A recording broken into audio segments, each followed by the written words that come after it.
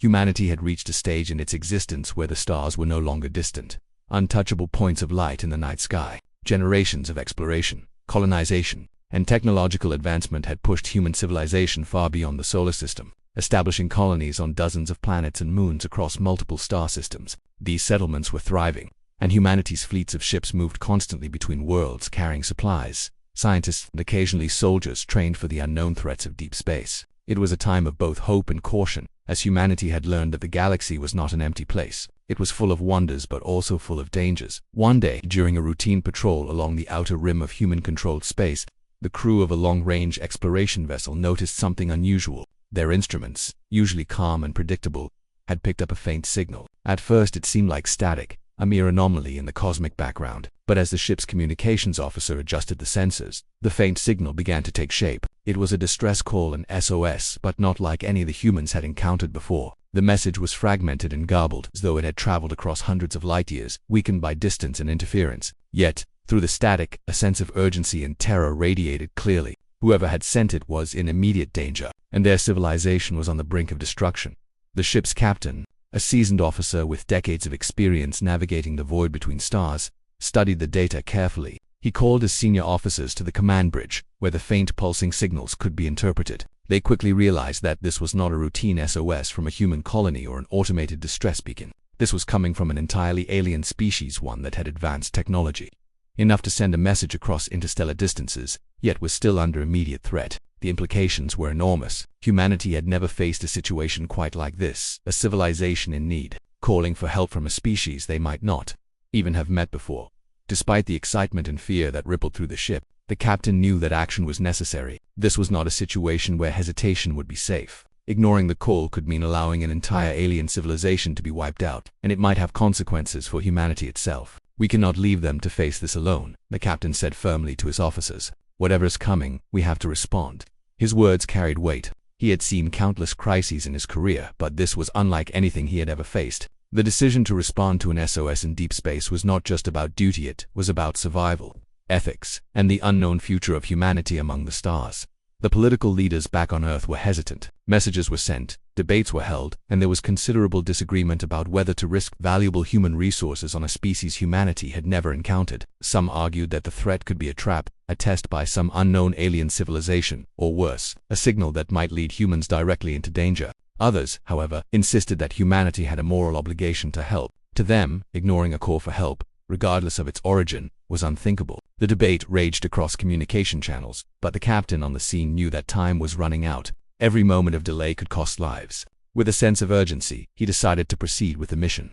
Even as the Earth Council deliberated, humanity's fleet began to mobilize. Ships that had been stationed in distant sectors received orders to join the expedition. Scientists, engineers, and soldiers alike were prepared for a journey into the unknown. Every crew member understood the risks the SOS could lead them into a hostile region of space, where the alien species might be on the defensive or, worse, where dangers unknown could await. Yet, there was also a sense of excitement and pride. Humanity was stepping into a larger role in the galaxy, demonstrating that it was capable of compassion, courage, and strategic thinking. The fleet's assembly was impressive, a testament to human ingenuity and persistence. Each vessel carried the best technology humanity could muster, from advanced shields to experimental weaponry, all in case the situation required force as well as diplomacy. As the fleet approached the coordinates given in the SOS, the crew faced an uneasy mixture of fear and anticipation. The distance was immense, and navigation required careful calculation to avoid natural hazards such as asteroid belts, magnetic storms, and gravitational anomalies that could destroy even the most resilient ships. Yet, more pressing than the physical dangers of space was the mystery of what awaited them. The SOS hinted at a civilization capable of advanced communication, but beyond that, nothing was known. Were the aliens intelligent? Were they aggressive or peaceful? And what exactly had put them in such imminent danger? The fleet's scientists worked tirelessly, attempting to decode fragments of the signal to extract information about the planet, the attackers, or any defenses the aliens might have. Every new piece of data increased the tension, as well as the stakes on board the flagship. The captain held a meeting with his senior officers, explaining the urgency of the mission. He emphasized that this operation required precision, caution, and the willingness to adapt to unforeseen circumstances. The officers discussed hypothetical scenarios, encountering hostile alien warships, being caught in a planetary defense system, or dealing with environmental hazards on the planet itself. Each scenario was met with careful planning, but all agreed that the most likely outcome was that humanity would need to provide immediate assistance. They had trained for emergencies, but nothing could fully prepare them for the unknown. The weight of responsibility rested heavily on their shoulders. Meanwhile, among the crew, tension mixed with curiosity. Some officers speculated about the nature of the SOS senders. Perhaps these aliens had never encountered a species like humanity before. Or perhaps they had already fought countless wars and were seeking new allies. Conversations ranged from hopeful optimism to grim realism, and throughout the ship, a sense of unity developed. Everyone understood that regardless of what awaited them, they were part of something larger than themselves. The SOS had summoned more than a fleet. It had summoned the courage and determination of an entire species. As the fleet drew closer to the origin of the SOS, sensors began detecting subtle anomalies in space. Gravitational distortions, energy signatures, and faint traces of alien technology suggested that the planet below was far from ordinary. It was not simply a habitable world. It was a planet that had endured unimaginable challenges, with signs of previous conflict and environmental extremes visible even from orbit. The human crews stared at the holographic projections of the planet, trying to comprehend its vast rugged terrain. Mountains rose like jagged teeth, oceans shimmered with colors unfamiliar to Earth's eyes, and atmospheric storms raged in patterns that defied explanation. The SOS had indeed led them to a world of danger, and humanity's role in what was about to unfold would be far greater than anyone had anticipated. For hours,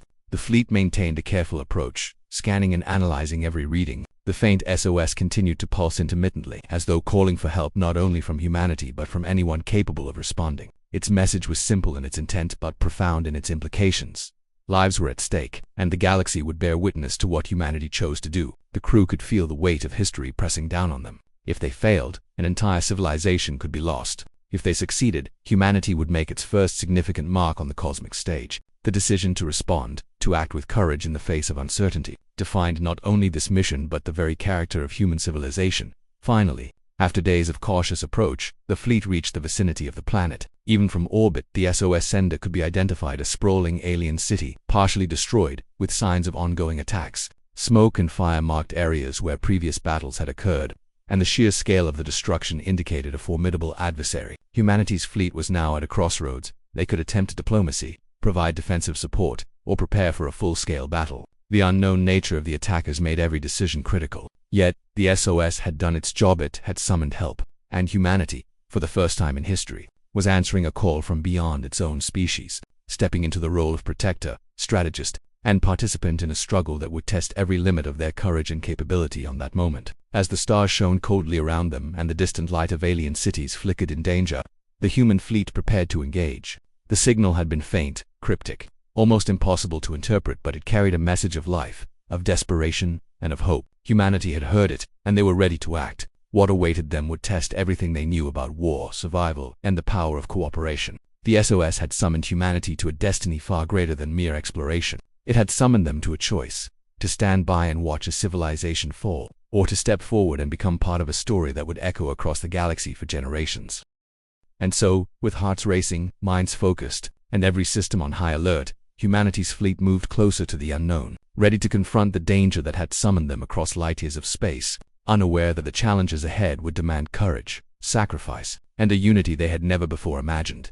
As humanity's fleet approached the coordinates from the sheer scale and uniqueness of the planet became impossible to ignore. From the observation decks of the flagship, crew members gazed at a world that seemed almost alive, as if it were breathing beneath its violent storms and jagged mountains. The planet's surface was scarred by vast chasms and craters that suggested centuries, perhaps millennia, of catastrophic events. The atmosphere shimmered with strange colors, and the clouds twisted in unnatural patterns, giving the impression that the very air was charged with energy. Sensors picked up unusual heat signatures, magnetic disturbances, and radiation levels far beyond what human technology had encountered. It was a death world in the truest sense, a place that had survived the harshest extremes, where life was forged under conditions humanity had only imagined in simulations. The crew of the flagship felt both awe and apprehension. Every seasoned officer, every experienced navigator, understood that this was not a world to be taken lightly. Plans were adjusted constantly as the fleet navigated through orbit, attempting to identify safe landing zones and avoid natural hazards. Enormous mountains and deep valleys blocked some sensors, forcing the fleet to rely on partial data and quick judgment. The captain issued clear orders: approach cautiously, scan everything, and prepare for immediate defensive maneuvers. Any misstep could result in catastrophic losses. Despite the careful planning, there was no hiding the truth. This was a hostile environment, and the SOS had brought humanity directly into the heart of danger. While the fleet adjusted its orbit, Fragments of the SOS message continued to be analyzed. Linguists, xenobiologists, and cryptographers worked around the clock, piecing together information about the alien civilization in distress. They discovered that the inhabitants were highly intelligent, with a culture and technology that suggested they had survived countless threats on their world. The distress signal indicated a level of desperation beyond anything humans had encountered. The aliens were facing a relentless assault by a force unlike any humanity had fought before. This fleet, these attackers, were fast, organized, and devastatingly effective. Human crews listened to recordings of the SOS, noting the urgency and fear in the alien voices. It became clear that this was not a minor conflict. It was an existential battle for survival. As the human fleet prepared to descend toward the planet's surface, sensors picked up the first signs of the attackers. Sleek alien warships appeared on the outer edges of orbit, moving with precision and speed that immediately put the human commanders on edge. Unlike humanity's ships, these vessels seemed alive, designed for efficiency and rapid attack rather than endurance or comfort. The fleet's officers quickly realized that standard defensive formations might not suffice. Their weapons could damage these ships, but the aliens' agility and coordination made them extremely difficult targets. The first exchange of fire, though tentative, made the danger painfully real. Missiles and energy pulses streaked across the void, lighting up the darkness with deadly precision. Humanity's fleet managed to hold its ground, but only barely. Casualties, though limited in number, served as a stark warning. This would not be a simple rescue mission. Despite the escalating danger, the humans' initial contact with the planet's surface revealed something remarkable. Scanning instruments picked up evidence of hidden fortifications, subterranean bunkers, and orbital defense stations that had remained dormant until now. These were not mere cities. They were survival structures, built to withstand extreme attacks and protect a civilization that had clearly faced repeated threats over generations. It was the first hint that the planet's inhabitants were more than mere victims. They were fighters, hardened by a hostile environment and capable of extraordinary resilience. Humanity could only speculate about what they would encounter on the surface. The SOS had summoned help, but it had also brought humanity to a world that demanded respect and caution. Then, without warning, the attackers advanced. Waves of alien ships moved with terrifying speed and precision, striking at both the planet and the human fleet. Their tactics were aggressive and relentless, suggesting a high level of intelligence and coordination. Humanity's vessels responded with everything they had, unleashing salvo after salvo of missiles and energy blasts. The first exchange of fire was brutal. Some alien ships were destroyed, but many others maneuvered around human defenses, striking at weak points in the fleet's formation. Explosions erupted in space, and the sounds of alarms echoed through the ships. Every officer, every crew member, understood that they were not just fighting for a mission, they were fighting for survival.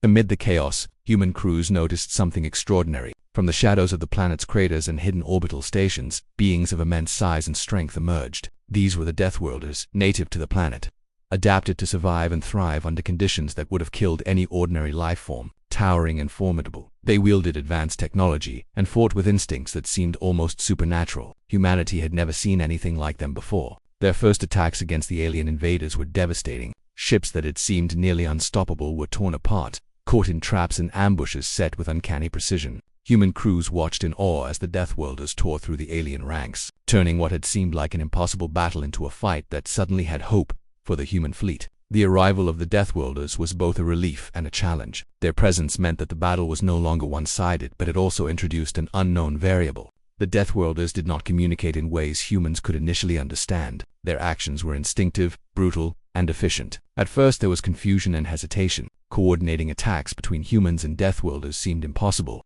Misfires and accidental friendly fire occurred as both sides adapted to each other. But necessity drove innovation. Humanity's engineers worked to create temporary communication protocols, translating signals and gestures into orders that both species could follow. Slowly, a system of coordination began to emerge, one that allowed humans and Deathworlders to fight side by side against a common enemy. As the battle continued, the human crews began to understand the nature of the SOS and its unintended consequence. The distress call had not only alerted humanity, it had triggered the intervention of the planet's ultimate defenders. These Deathworlders had been watching, waiting for the right moment to strike. Their attacks were precise, targeting alien ships in ways that maximized damage while minimizing collateral destruction. Humanity's ships began to take advantage of these tactics, using the Deathworlders' movements as guidance for strategic positioning. What had started as a chaotic, desperate fight slowly transformed into a coordinated campaign. Humans were learning from a species that had mastered survival under conditions more extreme than they could imagine, gaining insights that would change the way they understood warfare and strategy.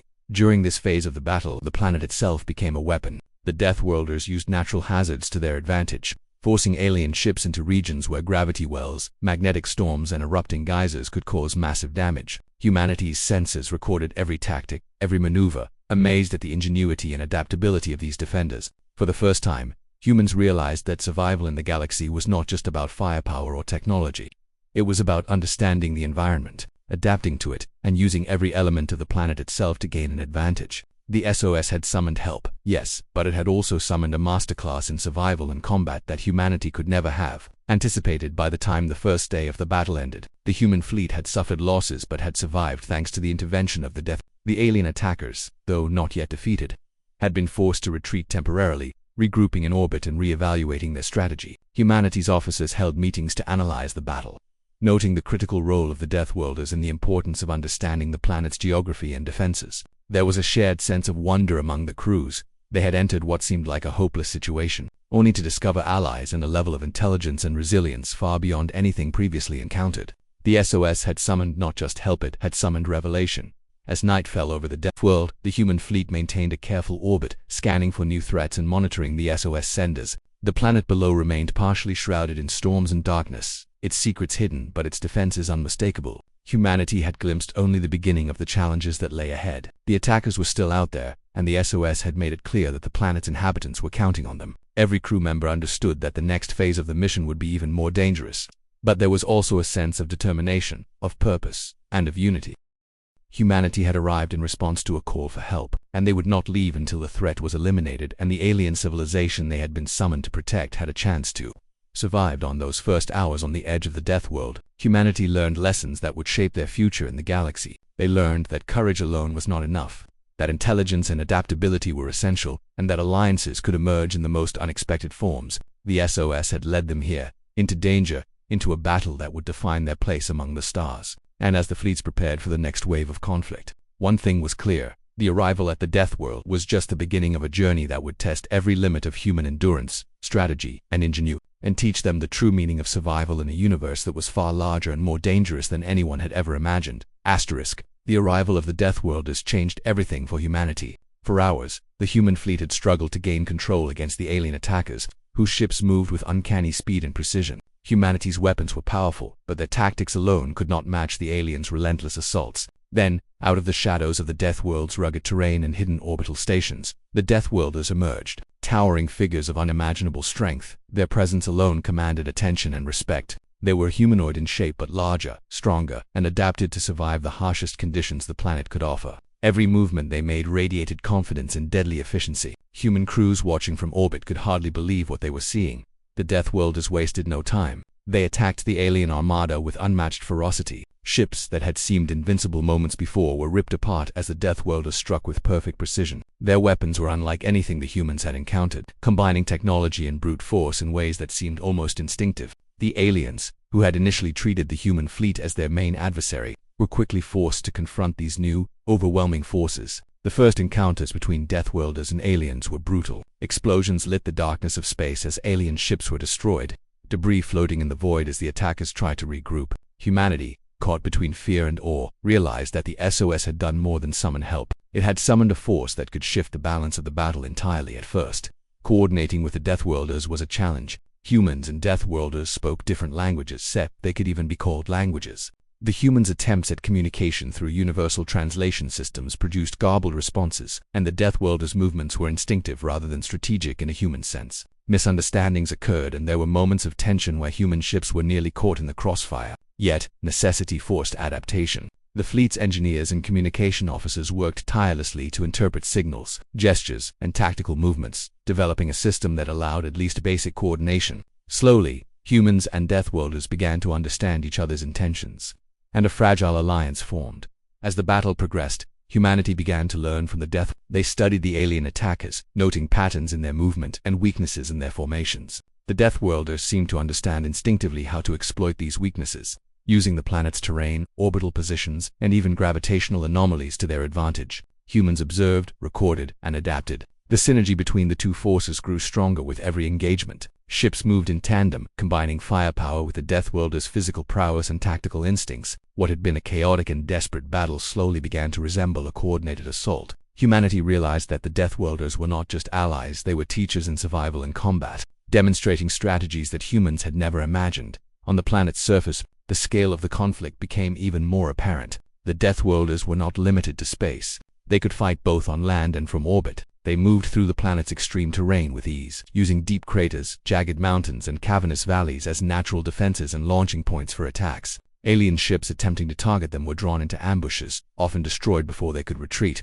The human scanners revealed the Deathworlders' efficiency in full detail. It was as if the planet itself had given rise to a species capable of surviving anything, a species that could harness the harshest conditions for strategic advantage. Humanity's officers could hardly contain their astonishment. These were not merely fighters, they were a perfect embodiment of adaptation and survival. The Deathworlders' attacks were relentless. They struck quickly, disappeared, and reappeared where the aliens least expected them. Entire squadrons of alien ships were destroyed in what appeared to be mere moments. Humanity, initially overwhelmed and struggling to maintain control, began to understand the importance of timing, positioning, and the terrain itself. The Deathworlders taught humans that victory was not about brute force alone, it was about understanding the environment, predicting the enemy, and striking with precision. Humans began applying these lessons, coordinating with the Deathworlders to set traps, ambushes, and tactical retreats that maximized damage to the alien forces. As the alliance strengthened, the human crews discovered another remarkable fact. The Deathworlders had an almost preternatural sense of timing. They seemed to anticipate the aliens' next moves before the ships even executed them. It was not clairvoyance, but a combination of instinct, experience, and intimate knowledge of their home planet. Humans began to rely on these instincts, trusting the Deathworlders' judgments in high-stakes situations. The SOS, initially a simple call for help, had brought humanity into contact with beings whose understanding of warfare was unparalleled. Each encounter became a lesson in adaptation, resilience, and the use of intelligence over mere strength. Despite their efficiency, the Deathworlders were not reckless. Every attack was calculated to minimize unnecessary risk, and they protected human ships whenever possible. They understood the importance of cooperation and recognized that humanity, despite its advanced technology, was still vulnerable. The humans, in turn, began to appreciate the value of these lessons. They learned to maneuver differently, to coordinate attacks with precision, and to trust instincts honed by experience rather than relying solely on sensors and computers. Slowly, a sense of unity emerged. Humans and Deathworlders, initially strangers, were now allies in the truest sense, each complementing the strengths of the other. During one particularly intense engagement, the humans witnessed the Deathworlders' sheer power up close. A squadron of alien ships had cornered a group of human fighters, firing relentlessly. The Deathworlders descended from orbit, striking with such force and precision that the alien ships were destroyed almost instantly. Human pilots, initially panicked, adapted their strategies in real time, following the Deathworlders' lead to coordinate attacks and cover vulnerable positions. For the first time, humanity experienced the full impact of combining instinct, strength, and strategy. They realized that survival in this sector of space required more than courage. It required intelligence, adaptability, and trust in allies far different from themselves. The Deathworlders also displayed remarkable resilience. Even when alien attacks targeted them directly, they recovered and struck back with unrelenting force. Human crews took note of their armor, regenerative abilities, and unique combat strategies. It became clear that these beings were not just defenders of their planet, they were warriors, shaped by centuries of survival under extreme conditions. Humanity's understanding of warfare, technology, and even biology expanded exponentially in these moments. Every battle, every maneuver, and every victory was a lesson in survival, adaptability, and strategic thinking that humans could not have learned on their own. As the hours passed, the alien attackers began to falter. What had seemed like an unstoppable force now faced coordinated opposition from two fronts: humanity's fleet and the aliens' movements became predictable as they were drawn into traps and ambushes, suffering losses at every turn. Human officers marveled at the effectiveness of the Deathworlders' strategies. It was a turning point, the moment when the tide of battle began to shift in favor of those defending the planet. The SOS had not only summoned help, it had summoned a force capable of teaching humans how to fight, survive, and adapt in ways they had never imagined. By the end of the day, the human fleet and the Deathworlders had gained a significant advantage. Many alien ships had been destroyed, and those that remained were forced into retreat or defensive positions. The humans, though exhausted, felt a sense of pride and accomplishment. They had arrived as strangers, overwhelmed and unprepared for the scale of the threat, yet they had learned, adapted, and fought alongside beings who were almost mythical in their strength and skill. Humanity's perspective on the universe had changed forever. The galaxy was no longer a place where humans simply explored and colonized. It was a place of immense danger, requiring cooperation, intelligence, and respect for the survival skills of other species.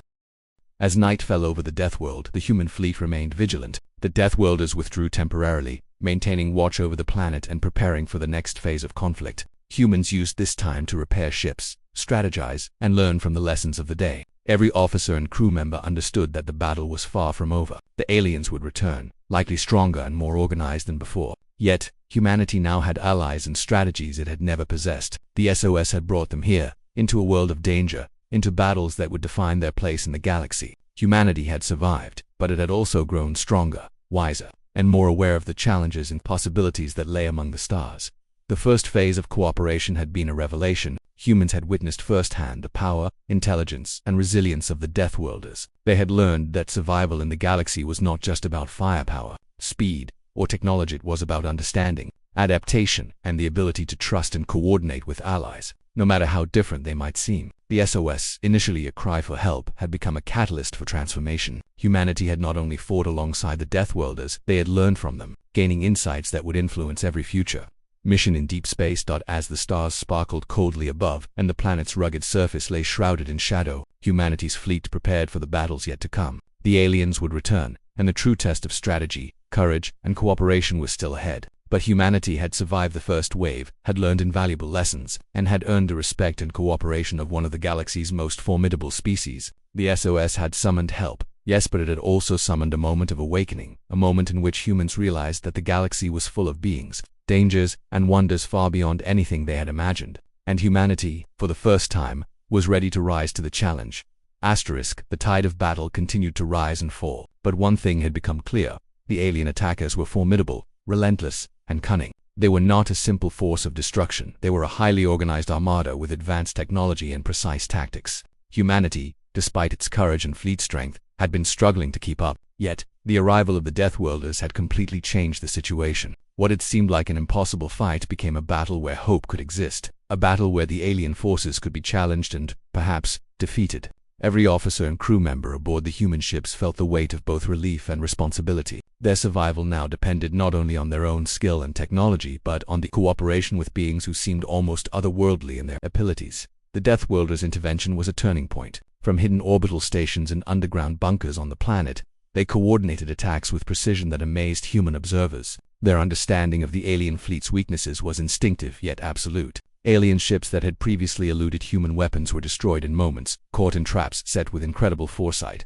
The Deathworlders' use of the planet's natural terrain as a weapon was remarkable. Massive craters, magnetic storms, and jagged mountain ranges became strategic points of advantage. Alien ships attempting to navigate through these treacherous areas were often forced into collisions or targeted ambushes, leaving them vulnerable to combined attacks from humans and Death. Humanity began to realize that the SOS had not only called them to aid but had also summoned a masterclass in survival and strategy. Humans adapted quickly. They studied the Deathworlders' movements, noting patterns in their attacks and using those insights to position their own ships more effectively. Every engagement became a lesson in both offense and defense. Missiles, energy blasts, and fighter squads were now deployed in tandem with Deathworlder tactics. Timing was critical, and humans learned to anticipate alien maneuvers based on the Deathworlders' instinctive decisions.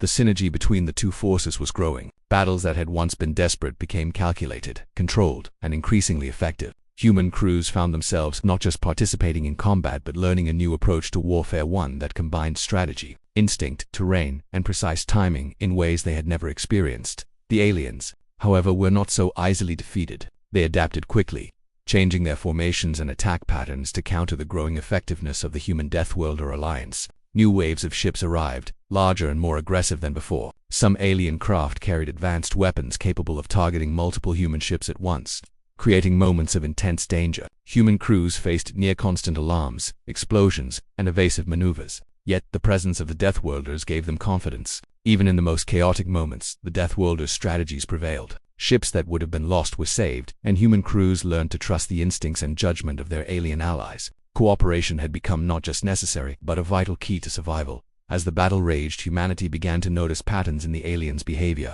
The attackers were relentless, but they were also methodical. Every wave of ships seemed to test defenses, probe weaknesses, and gather information. The Deathworlders capitalized on this predictability, setting traps that funneled alien ships into regions where they were most vulnerable. Massive explosions and fiery destruction became routine sights, yet each success brought humanity closer to understanding the alien strategies. Observing these interactions, human officers realized that the key to victory lay not just in firepower, but in anticipation, planning, and adaptation. The Deathworlders' instincts were unmatched, and humans were beginning to internalize these lessons in real time.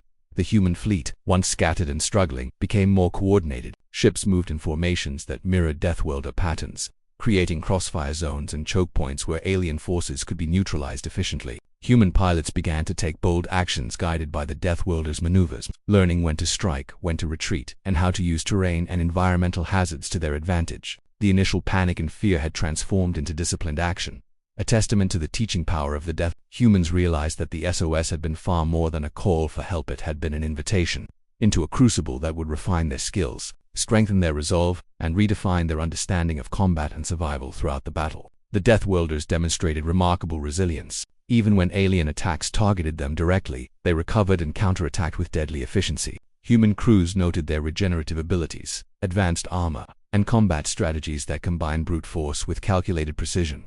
Observing these traits, humans adapted their tactics, integrating more flexible movements and defensive formations into their own strategies. Every success by the Deathworlders provided both tactical advantage and invaluable lessons in perseverance and survival. Humanity was learning not just to fight, but to endure, to anticipate, and to master the chaos of battle. The environmental hazards of the Deathworld itself played a crucial role in the battle. Massive magnetic storms, jagged mountain ranges, and erupting volcanic regions became weapons in the hands of the Deathworlders. Alien ships, attempting to pursue humans or attack strategic positions, were often funneled into these deadly areas. Gravitational anomalies caused some ships to lose control, while others were struck by sudden eruptions or atmospheric discharges. The Deathworlders had an intimate understanding of these dangers, and they guided human forces to exploit them. Humanity had never fought in such a hostile, dynamic environment, and the lessons learned were profound. The SOS had delivered them not just into battle but into a school of survival and strategy that no simulation or training could have provided. As the day progressed,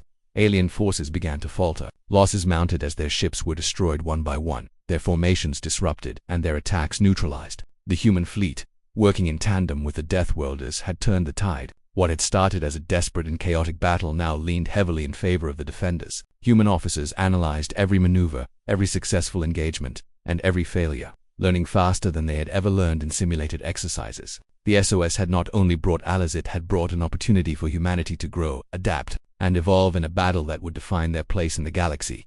Despite the victories, the human fleet and the Deathworlders remained vigilant. Alien forces, though weakened, were still dangerous and could regroup at any moment. Every officer understood that overconfidence could lead to disaster. Repairs were conducted, strategies were refined, and new tactics were tested in preparation for the next wave of attacks. Human crews were exhausted, yet the experience had strengthened them. They had learned to trust instincts, communicate under extreme pressure, and coordinate effectively with beings vastly different from themselves. The SOS had led humanity into a crucible of fire and fear, and they were emerging stronger, more capable, and more united than ever.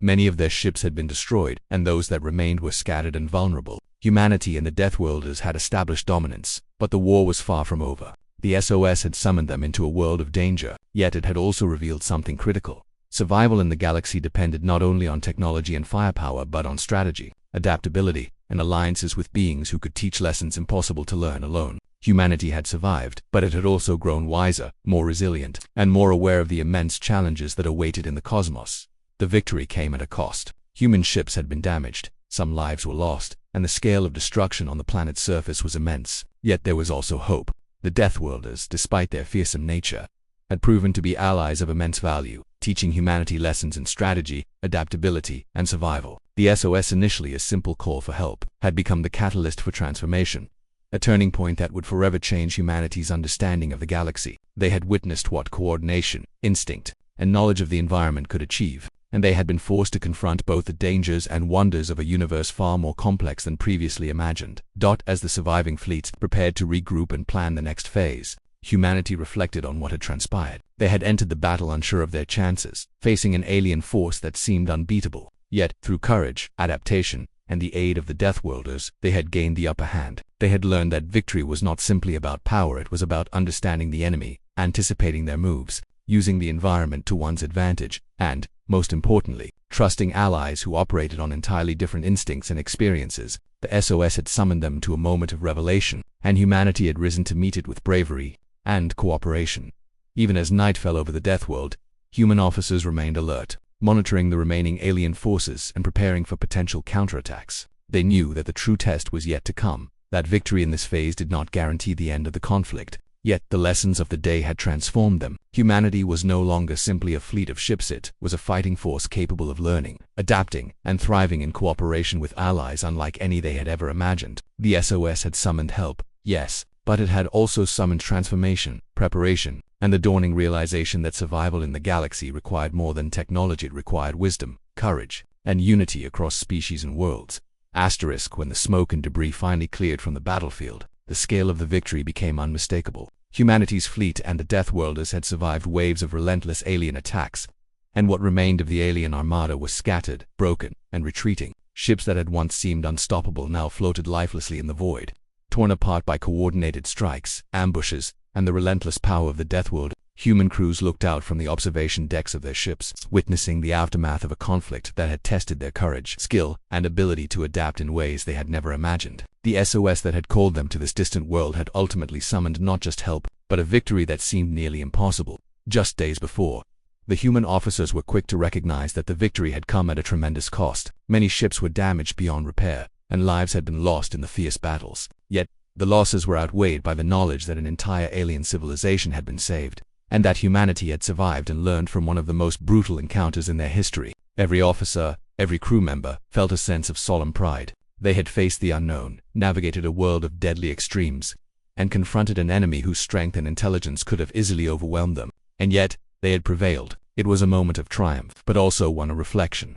Amidst the wreckage and fires of the alien fleet, humanity began to understand the significance of what had happened. The Deathworlders had been the true masters of the battlefield, their instincts, strength, and knowledge of their environment turning the tide of war. Humans had observed, learned, and adapted alongside them, discovering strategies that no simulation or training could replicate. Every maneuver, every calculated strike, every defensive tactic was a lesson in survival and combat at the highest level. Humanity had not simply fought alongside the Deathworlders, they had become students in a school of war that demanded courage, intelligence, and cooperation beyond what they had ever thought possible. For the human crews, the aftermath of the battle was a mix of exhaustion and exhilaration. They worked tirelessly to repair damaged ships, tend to the injured, and recover what supplies they could from destroyed alien vessels. Communication lines buzzed with messages from Fleet Command, confirming the retreat of the remaining alien forces and coordinating efforts to secure the planet. Despite the fatigue, there was a sense of achievement that carried everyone forward. The SOS had led them into a fight that tested their limits, but they had survived and contributed meaningfully to the defense of a civilization far beyond their own.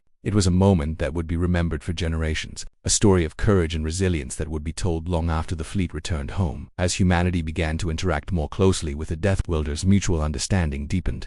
At first, communication had been difficult, limited to gestures, signals, and basic translation attempts. But over time, humans began to grasp the patterns, instincts, and strategies of their allies. The Deathworlders, in turn, seemed to recognize human ingenuity and adaptability, acknowledging that despite their differences, humans could contribute meaningfully to the fight. What began as a partnership born of necessity evolved into mutual respect. Humans learned not only combat strategies but also lessons about resilience, environmental adaptation, and the value of working in harmony with allies who were vastly different from themselves. The planet itself, which had once seemed harsh and unwelcoming, now revealed glimpses of its hidden wonders. Its jagged mountains, massive craters, and extreme environments were not just obstacles. They were the natural training ground of a species that had survived unimaginable threats. The Deathworlders moved across the surface with ease, demonstrating their ability to harness every feature of the landscape for both defense and attack. Human observers, both in orbit and on the planet, were awed by their agility and strength. Every step, every movement,